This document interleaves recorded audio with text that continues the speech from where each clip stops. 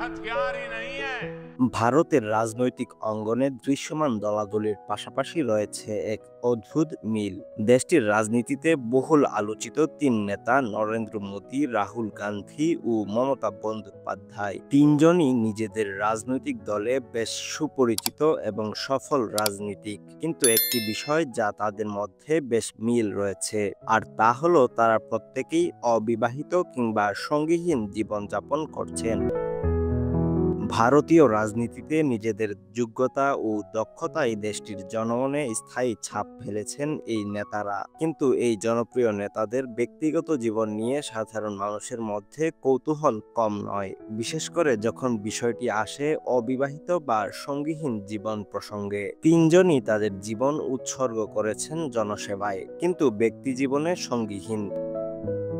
রাজনীতির অঙ্গনে যখন ব্যক্তিগত জীবন একটি আলোচনার বিষয়বস্তু হয়ে দাঁড়ায়, তখন এই নেতাদের ব্যক্তির জীবনও জনমনে প্রশ্ন জন্ম দেয়। কেন এই পথ বেছে নিলেন তারা? কেবল রাজনীতির প্রতি অঙ্গীকার, নাকি এর পেছনে রয়েছে রাজনৈতিক জীবনের গভীর কোনো উপলব্ধি?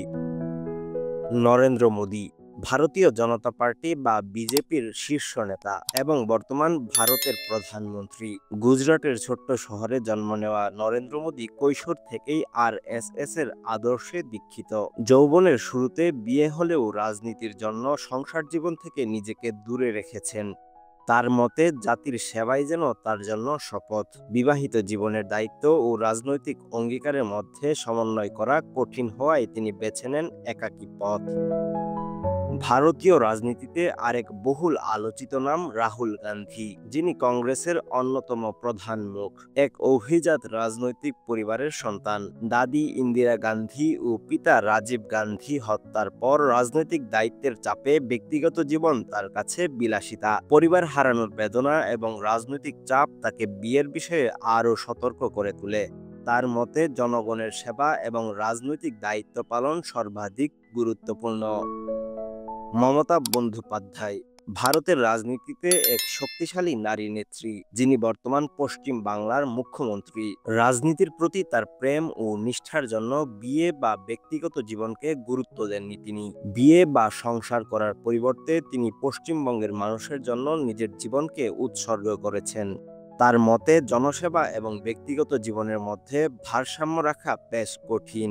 भारत माता की। ভারতীয় রাজনীতিতে এমন অনেক দৃষ্টান্ত আছে যেখানে নেতারা ব্যক্তিগত জীবনের চেয়ে জনসেবাকে অগ্রাধিকার দিয়েছেন। রাজনীতির কুটচালে যখন সময় ও মনন ব্যয় করতে হয়, তখন ব্যক্তিগত সম্পর্ককে সঠিক গুরুত্ব দেওয়া প্রায় অসম্ভব। রাজনীতির মঞ্চে ব্যক্তিগত জীবন কখনো বিতর্কের কারণ হলেও এই নেতারা তাদের একক জীবনকে সাফল্যের পথে সহায়ক করে তুলেছেন।